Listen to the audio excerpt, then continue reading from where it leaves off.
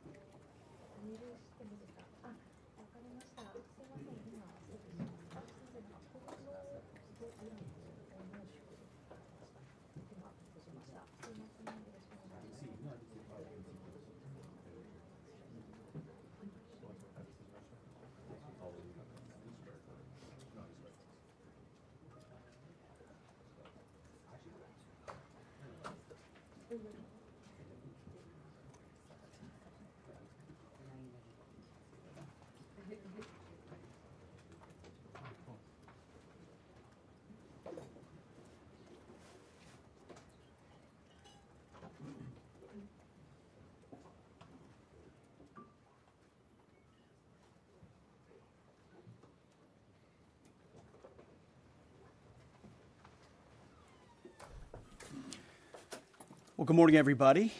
Just arrived last night back from NATO, 2 days apart from my battle buddy, so it's good to see him this morning. Good to see you, Mr. Chairman. You too, sir.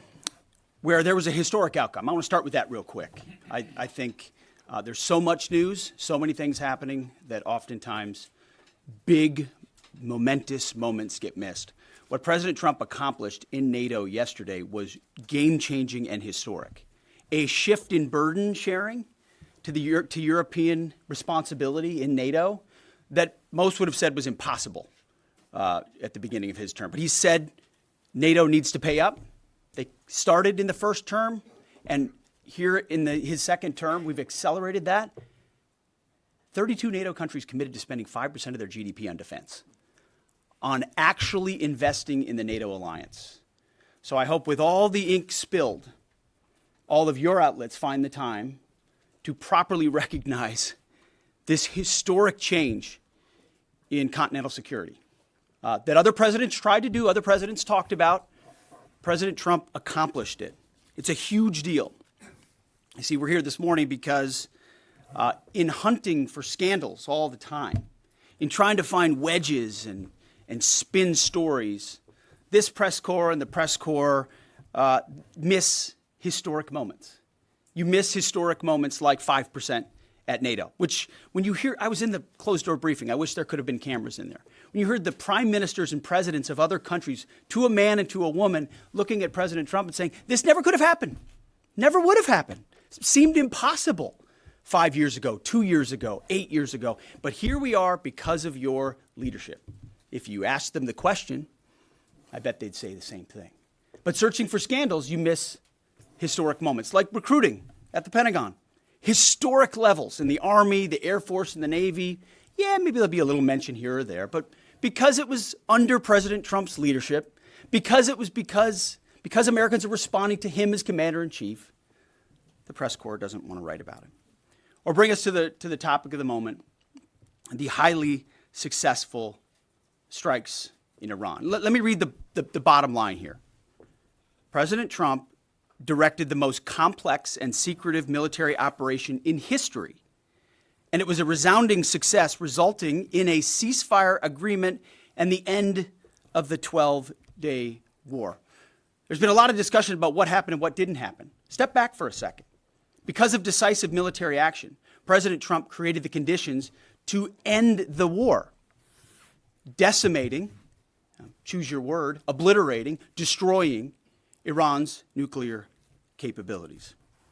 I want to read some of the assessments that have been provided because whether it's fake news, CNN, MSNBC, or the New York Times, there's been fawning coverage of a preliminary assessment. I've had a chance to read it. Every outlet has breathlessly reported on a preliminary assessment from DIA. I'm looking at it right now. Again, it was preliminary, a day and a half after the actual strike, when it admits itself in writing that it requires weeks to accumulate the necessary data to make such an assessment. It's preliminary. It points out that it's not been coordinated with the intelligence community at all. There's low confidence in this particular report. It says in the report there are gaps in the information. It says in the report multiple linchpin assumptions are what this assessment, a linchpin assumption, you know what that is? That means your entire premise is predicated on a linchpin. If you're wrong, everything else is wrong. And yet, still, this report acknowledges it's likely severe damage. Again, this is preliminary, but leaked because someone had an agenda to try to muddy the waters and make it look like this historic strike wasn't successful. I'm going to get to the chairman in a moment because he's going to lay out the particulars for you based on his professional military experience. But here's what other folks are saying. The DIA that put that report out says this is a preliminary low-confidence report and will continue to be refined as additional intelligence becomes available. How about the Israeli Atomic Energy Commission? The devastating U.S. strikes on Fordow destroyed the site's critical infrastructure and rendered the enrichment facility inoperable. Have any of these quotes made their way into the New York Times or the Washington Post? MSNBC? CNN? Any of these quotes? How about this one? This is a new one from the UN, the United Nations. No friend of the United States, or certainly Israel often. Here's the head of the UN Atomic Energy Agency this morning, Rafael Grossi. U.S. and Israeli strikes caused enormous damage to Iran's nuclear sites. Don't take my word for it. How about the IDF's chief of staff? I can say here that the assessment is that we significantly damaged the nuclear program, setting it back by years. I repeat, years. The Iranian foreign minister, the spokesman, our nuclear installations have been badly damaged, that's for sure. I'm sure that's an understatement. John Radcliffe, the director of the CIA, putting out a statement just last night. CIA can confirm that a body of credible intelligence indicates Iran's nuclear program has been severely damaged by recent targeted strikes. This includes new intelligence from a historically reliable, very different than preliminary assessment with low confidence. He's saying historically reliable and accurate source and method that several key Iranian nuclear facilities were destroyed and would have to be rebuilt over the course of years. CIA continues to collect additional reliably sourced information to keep appropriate decision makers fully informed. How about DNI Tulsi Gabbard yesterday? She writes, and I quote, "New intelligence confirms what POTUS has stated numerous times. Iran's nuclear facilities have been destroyed." Institute for Science and International Security President David Albright, overall, Israel and U.S. attacks have effectively destroyed Iran's centrifuge enrichment program. Time and time again, I can go down the list. Those that understand, those that see, those that do proper assessments recognize that what the United States military did was historic. And again, before I pass it to the chairman, because you, and I mean specifically you, the press, specifically you, the press corps, because you cheer against Trump so hard, it's like in your DNA and in your blood to cheer against Trump, because you want him not to be successful so bad, you have to cheer against the efficacy of these strikes. You have to hope maybe they weren't effective. Maybe the way the Trump administration has represented them isn't true. So let's take half-truths, spun information, leaked information, and then spin it. Spin it in every way we can to try to cause doubt and manipulate the public mind over whether or not our brave pilots were successful. How many stories have been written about how hard it is to, fly a plane for 36 hours? Has MSNBC done that story? Has Fox? Have we done the story how hard that is? Have we done it 2 or 3 times so that American people understand? How about how difficult it is to shoot a drone from an F-15 or 16 or F-22 or F-35? Or what it's like to man a Patriot battery? Or how hard it is to refuel midair? Giving the American people an understanding of how complex and sophisticated this mission really was. There are so many aspects of what our brave men and women did that because of the hatred of this press corps are undermined because your people are trying to leak and spin that it wasn't successful. It's irresponsible. And folks in this room are privy to that information because of the proximity here in the Pentagon. It's an important responsibility. And time again, classified information is leaked or peddled for political purposes to try to make the president look bad. And what's really happening is you're undermining the success of incredible B-2 pilots and incredible F-35 pilots and incredible refuelers and incredible air defenders who accomplished their mission, set back a nuclear program in ways that other presidents would have dreamed. How about we celebrate that? How about we talk about how special America is, that we have these capabilities? I think it's too much to ask, unfortunately, for the fake news. So we're used to that. But we also have an opportunity to stand at the podium and read the truth of what's really happening. And the reality is you want to call it destroyed, you want to call it defeated, you want to call it obliterated, choose your word. This was an historically successful attack, and we should celebrate it as Americans. And it gives us a chance to have peace, chance to have a deal, and an opportunity to prevent a nuclear Iran, which is something President Trump talked about for 20 years, and no other presidents had the courage to actually do. So with that, I want to hand it over to the chairman of the Joint Chiefs. They've done technical analysis on this, not just on the strike, but also on our Patriot defenders, on al-Udeid. And Mr. Chairman, I'll hand it over to you. Good morning. Thank you, Mr. Secretary, and good morning, and all of you. Thank you for being here. As a follow-up to my comments on Sunday's press conference, I wanted to give you a few updates this morning on something I'm honored to do as a chairman, and that's a chance to get to talk about some of our service members and the incredible things that they do on behalf of our nation. And I apologize ahead of time for the length and the detail. Today, I'm going to brief you on a couple things. First, I'm going to talk about our air defenders at Al Udeid in Qatar and their actions on Monday. Then I'm going to walk you through a little bit about the academics that went into the attack against Fordo, the massive ordnance penetrator weapon, and we're going to show a video that highlights the effects that weapon has. Of course, nobody was down inside the target, so we don't have video from the target. First, on Monday. As the President has stated, on Monday morning we began to receive indications and warnings that Iran intended to attack U.S. bases in the region. That morning, building on the work that CENTCOM Commander Eric Kurilla had done, and on the orders of the President, at Al Udeid Air Base in Qatar and around the region, we assumed a minimum force posture. Most folks had moved off the base to extend the security perimeter out away from what we assessed might be a target zone, except for a very few Army soldiers at Al Udeid. At that point, only 2 Patriot batteries remained on base, roughly 44 American soldiers responsible for defending the entire base, to include CENTCOM's forward headquarters in the Middle East, an entire air base, and all the U.S. forces there.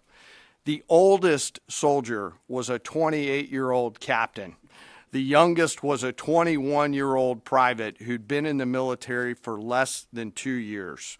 So let's put ourselves out there for a second. Imagine you're that young first lieutenant, you're 25 or 26 years old, and you've been assigned as the tactical director inside the command and control element.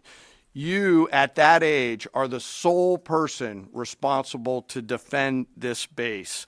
Listening next to you is your early warning operator whose job is to notify you of imminent attack. There's 5 people inside a vehicle and 5 people outside of a vehicle around these, a total of, as I said, 44.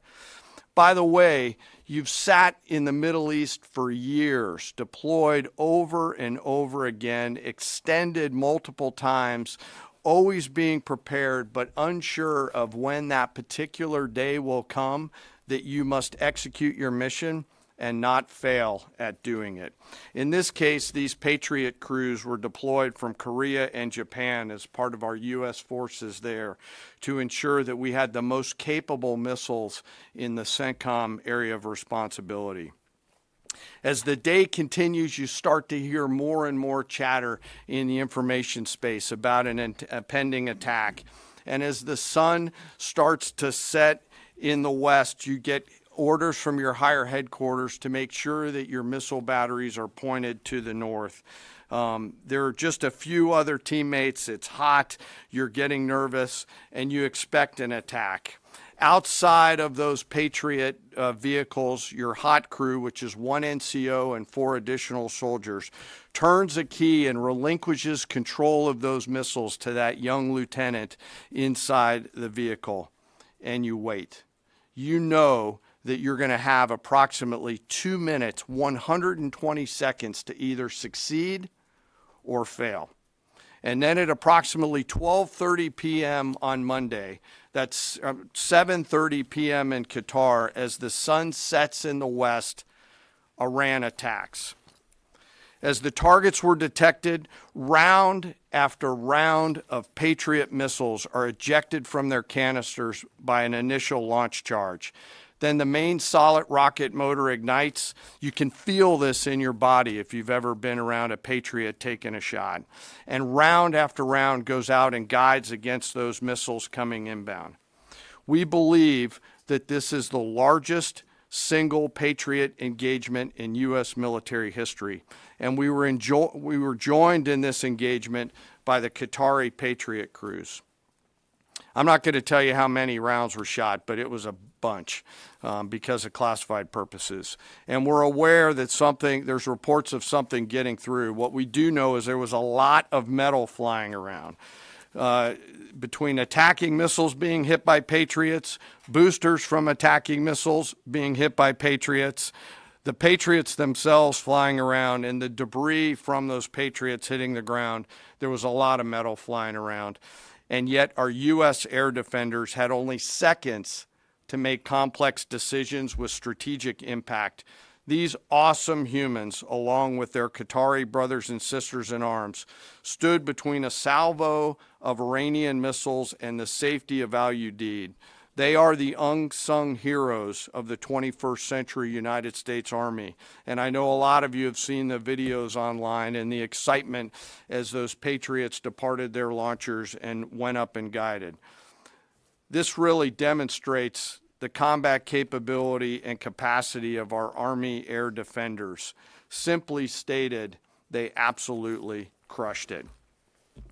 If you'd flip this over, thanks. Let me next move to a walkthrough of the GBU-57 massive ordnance penetrator weapon and share a little bit about the planners who did this and their work on the weapon.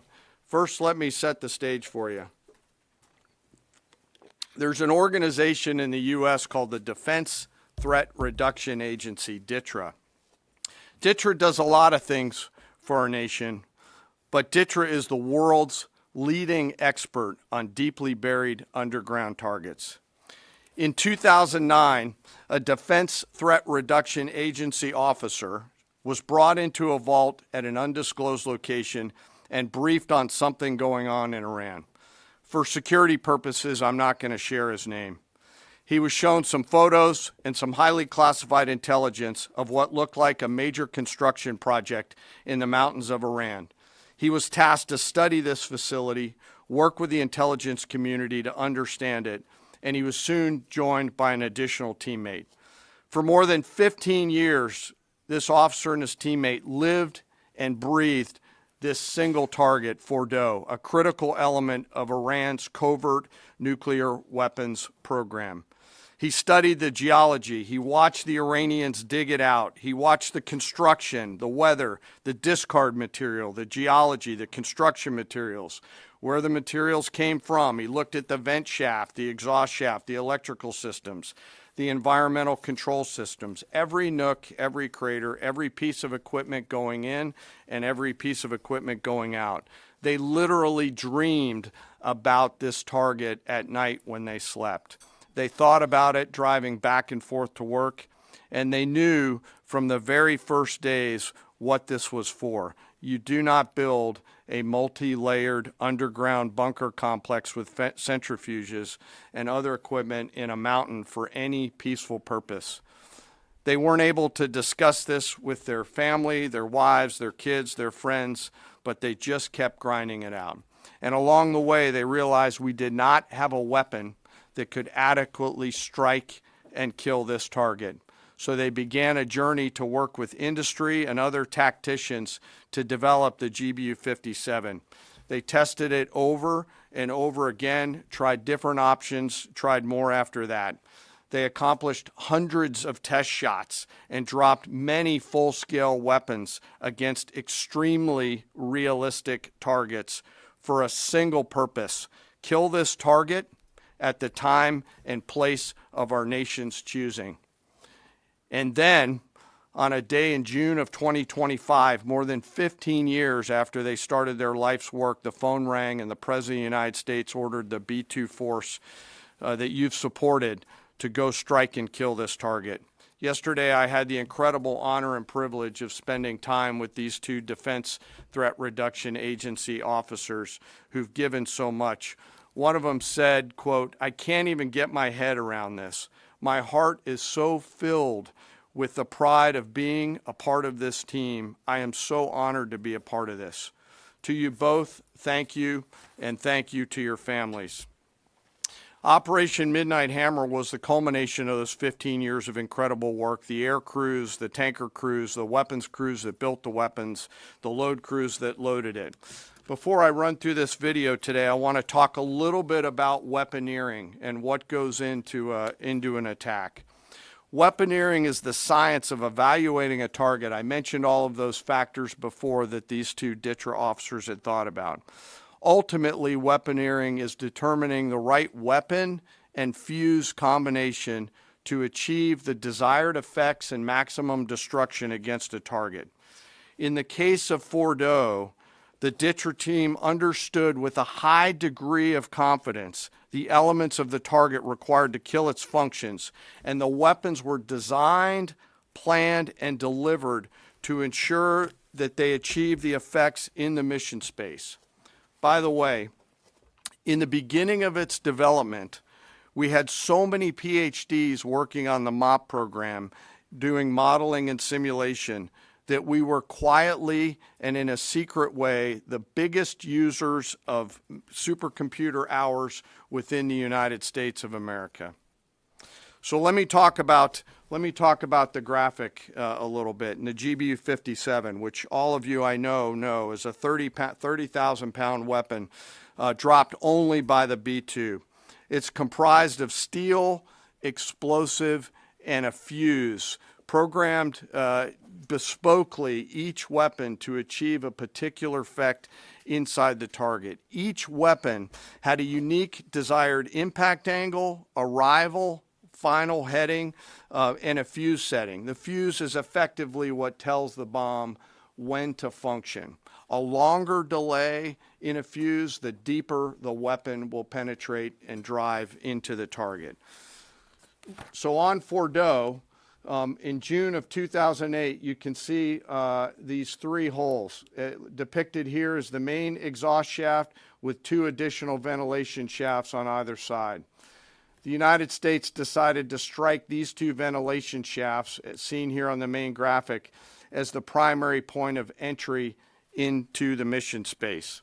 In the days preceding the attack against Fordo, the Iranians attempted to cover the shafts with concrete to try to prevent an attack. I won't share the specific dimensions of the concrete cap, but you should know that we know what the dimensions of those concrete caps were. The planners had to account for this. They accounted for everything. The cap was forcibly removed by the first weapon, and the main shaft was uncovered. Weapons 2, 3, 4, 5 were tasked to enter the main shaft, move down into the complex at greater than 1,000 feet per second, and explode in the mission space.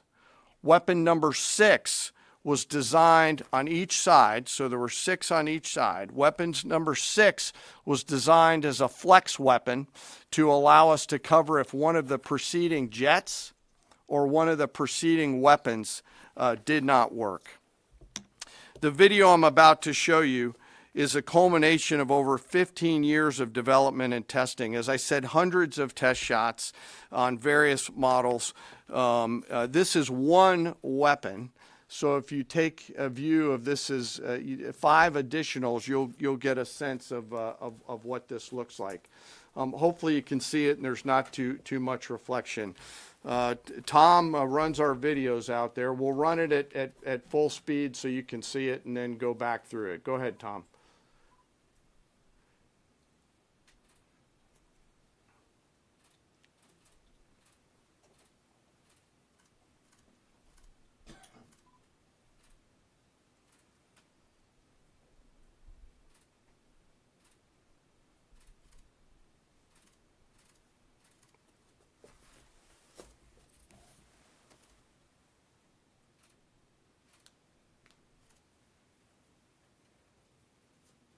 Keep it going for a minute. You'll see inside the mission space.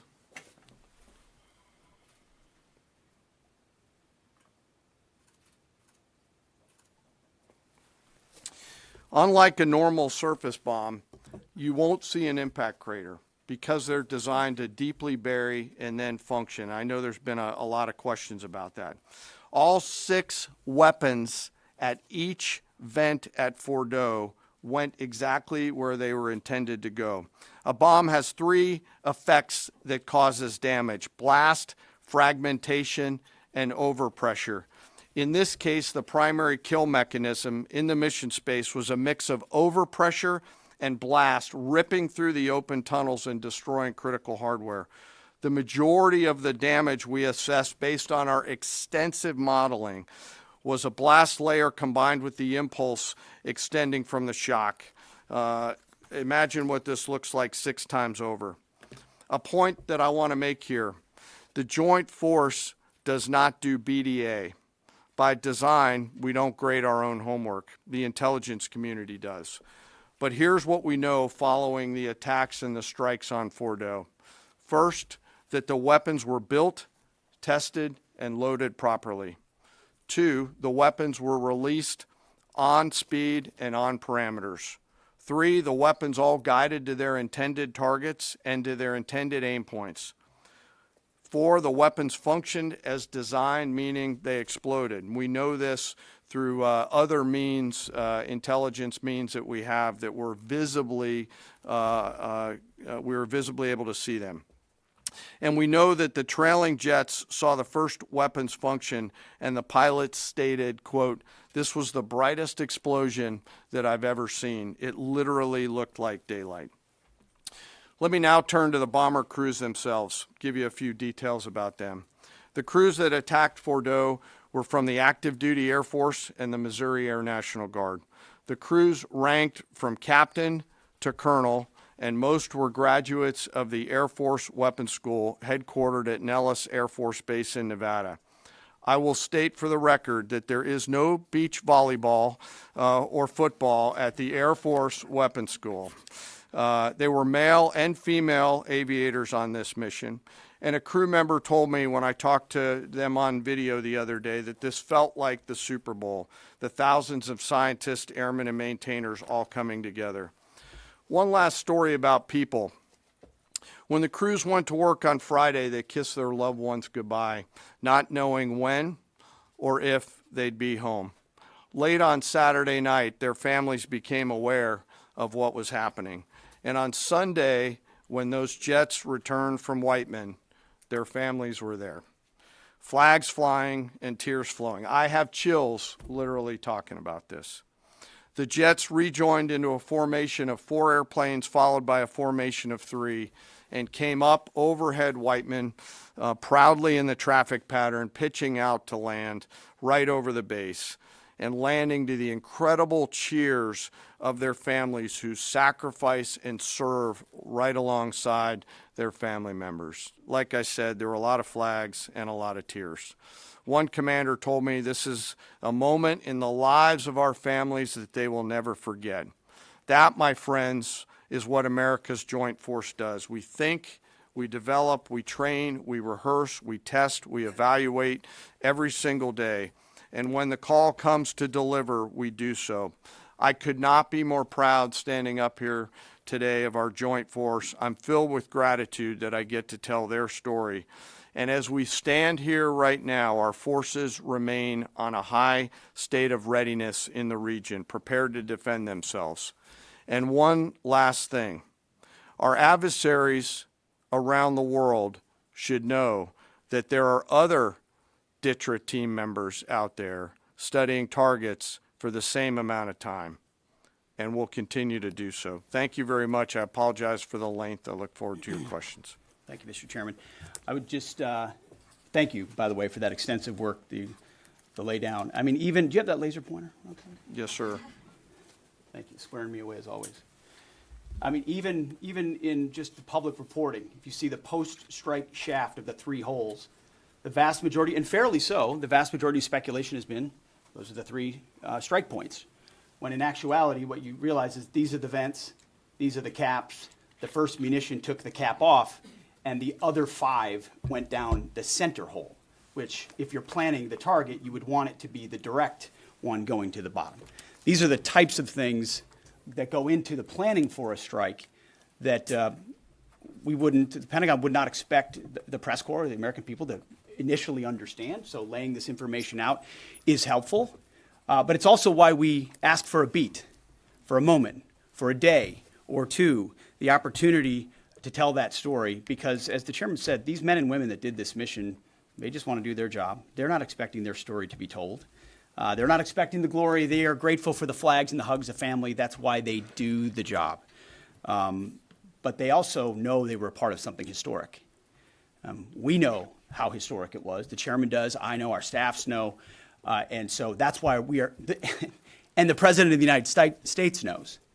And that's why it's almost personal when we see the way in which leaks are used to try to disparage the outcome or muddy the waters about the impact of what happened without being responsible with information and allowing the professionals to assess and provide that information just like the chairman did.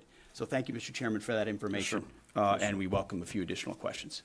Yes, sir. General, on Sunday you said final battle damage will take some time. And you also said, I think BDA is still pending, and it would be way too early for me to comment on what may or may not still be there at the nuclear facility. So that was just over 3 days ago. So what has changed? Would you use the term obliterated as well? Sure, like I said, we don't do BDA. I'll refer that to the intelligence community, and You're talking with them. I mean, what changed in the past 3 days that make you, so, you know? sir, I think Sir.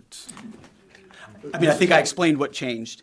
There was a great deal of irresponsible reporting based on leaks, preliminary information in low confidence. Again, when someone leaks something, they do it with an agenda. And when you leak a portion of an intelligence assessment, but just a little portion that makes it seem like maybe the strike wasn't effective, then you start a news cycle, whether it's the Washington Post or Fox News or CNN or MSNBC, you start a news cycle that starts to call into question the efficacy. No, that's why. So you bring the chairman here, who's not involved in politics. He didn't do politics. That's my lane to understand and translate and talk about those types of things. So I can use the word obliterated. He could use defeat, destroyed, assess, all of those things. But ultimately, we're here to clarify what these weapons are capable of, which anyone with, two eyes, some ears, and a brain can recognize that kind of firepower with that specificity at that location and others is going to have a devastating effect. So we all recognize there will be days and weeks ahead. That's why yesterday I said, if you want to know what's going on at Fort O, you better go there and get a big shovel, because no one's under there right now. No one's under there able to assess, and everyone's using reflections of what they see. And that's why the Israelis, the Iranians, the IAEA, the UN, to a man and to a woman who recognize the capability of this weapon system are acknowledging how destructive it's been. So that's what's changed. Just 3 or 4 days later. What See, changed? this is a point. This is how difficult it is to actually manage. You just watched a video of what this weapon is capable of. That's where we find our confidence, is in the skill of men and women and the capability of the systems they employed and the recognition so far in the reflections that it was a highly successful mission. sir, I think you could. I'd say go out. The IC should be able to help you answer that question. They look at a variety, as the secretary has alluded to. We look at a variety of things.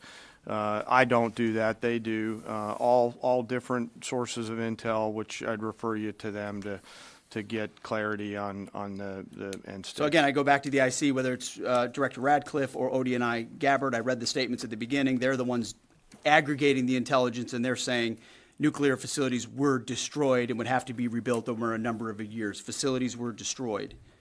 What do we got right here? Sir, you cited a body of credible intelligence to suggest the damage at Fort O and other places. What is that referring to, and when can we see it? I was reading from the CIA director's statement, which came out last night.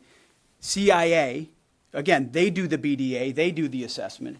CIA can confirm that a body of credible intelligence indicates, it also goes on to say, new intelligence from historically reliable and accurate sources and methods. Now, you can imagine, the CIA director is going to be very careful about how he articulates things of that sensitivity. Classified, secret, top secret, compartmentalized. He's going to know things that you're not going to know, that the press isn't going to know, and he's reflecting that the sources he's seeing are highly credible. They've given credible intelligence. They or those processes have given credible intelligence in the past, and that's what he's basing it on. Do you think we need to see that? Do you have a top secret clearance, sir? Eventually, Okay. the American public wants Yes, to see sir. it. Yes. Yeah, you. I wanted to ask briefly just No, not you. Checkered shirt. Oh, so Mike Glenn with the Washington Times. Yes, sir. Thanks, sir. Anybody who's ever read a Battalion S2 report after a fight knows that it's usually, the initial report is usually wrong, sometimes grossly so. Has what happened in this incident caused you all to sort of rethink the intelligence process or the dissemination, or do you think it's just a matter, if the process itself doesn't require any more adjustment? Well, I can tell you what the chairman told me in the Situation Room and reminded us all, which is alongside what you just said, sir, is that the first reports are almost always wrong. They're almost always incomplete, right? Anything, whether it's a squad level operation or a strategic level operation, the initial reflections you get are coming at you at a high rate of speed from a lot of different sources. So your job is to step back and assess them. And that's why we're urging caution about premising entire stories on biased leaks to biased publications trying to make something look bad. How about we take a beat, recognize first the success of our warriors, hold them up, tell their stories, celebrate that, wave an American flag, be proud of what we accomplished. And in the meantime, I can assure you, the chairman and his staff, the intelligence community, our staff and others are doing all the assessments necessary to make sure that mission was indeed successful. Yes, right there. Sir, thank you, Mr. Secretary.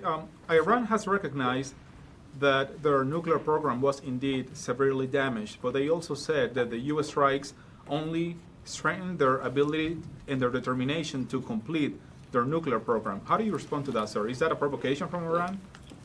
Well, I would say Iran's going to have to say a lot of things right now in order to bolster their image, especially internally. You know, in the media, there's a lot of things they'll say for domestic consumption. But we're watching very closely what they do. Again, that's the intel community. Our job as the chairman, the chairman laid it out so beautifully. Our job is to be prepared. And how proud are you? How proud am I? I didn't know the full story of those men and women 15 years ago who've been pointing at that target. That makes me proud to be an American. That's an awesome story. I hope we can tell more aspects of that in an unclassified way in the future. That's a great thing to know. Our job is to be prepared when the commander-in-chief calls based on those assessments. So, of course, our IC, the Intelligence Committee, will keep watching what Iran does and pay attention to that. But the president has created the contours, the opportunity for a deal, for peace, in something that the world said was intractable, that wasn't possible.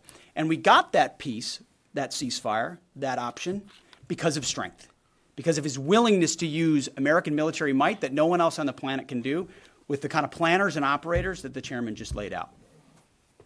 Yes, sir. Right there. Yep. Yes, sir. Just a quick question. There's public imagery available saying that highly enriched uranium was moved out of Fordo before the strikes. Is that accurate? Have you seen that? And Mr. Chairman, a question for you. Have you been pressured to change your assessment or give a more rosy intelligence assessment to us by any political factors, whether it's the president or the secretary? And if you were, would you do that? Yeah, well, that one's easy. No, no, I have not, and no, I would not. My job as the chairman is to offer a range of options to the president and the National Command Authority to deliver the risks associated with each of those, and then take the orders of the National Command Authority and go execute them. I've never been pressured by the president or the secretary to do anything other than tell them exactly what I'm thinking, and that's exactly what I've done. And the highly enriched uranium? There's nothing that I've seen that suggests that we didn't hit exactly what we wanted to hit in those locations. That's not the question, though. It's about highly enriched uranium. Do you have certainty that all the highly enriched uranium was inside the Fordo mountain, or some of it, because there were satellite photos that showed more than a dozen trucks there 2 days in advance? Are you certain none of that highly enriched uranium was moved? Of course, we're watching every single aspect, but Jennifer, you've been about the worst, the one who misrepresents the most intentionally. What the president says. I'm familiar. Report about the ventilation shafts on Saturday night, and in fact, I was the first to describe the B-2 bombers, the refueling, the entire mission with great accuracy. So I take issue with that. I appreciate you acknowledging that this was the first the most successful mission based on operational security that this department has done since you've been here, and I appreciate that. So we're looking at all aspects of intelligence and making sure we have a sense of what was where. Why not acknowledge the female pilots that also participated in this mission? The early messages that you sent out only congratulated the boys. So when I say something like our boys and bombers, see, this is the kind of thing the press does, right? Of course, the chairman mentioned a female bomber pilot. That's fantastic. She's fantastic. She's a hero. I want more female bomber pilots. I hope the men and women of our country sign up to do such brave and audacious things. But when you spin it as, because I say our boys and bombers, as a common phrase. I'll keep saying things like that, whether they're men or women. Very proud of that female pilot, just like I'm very proud of those male pilots. And I don't care if it's a male or a female in that cockpit, and the American people don't care. But it's the obsession with race and gender in this department that's changed priorities. We don't do that anymore. We don't play your little games.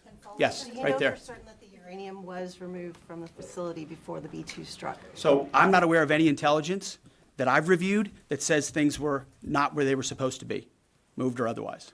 Yes. Kelly Meyer with News Nation, and just off the top, want to say we're grateful for the service of these pilots and everybody that serves.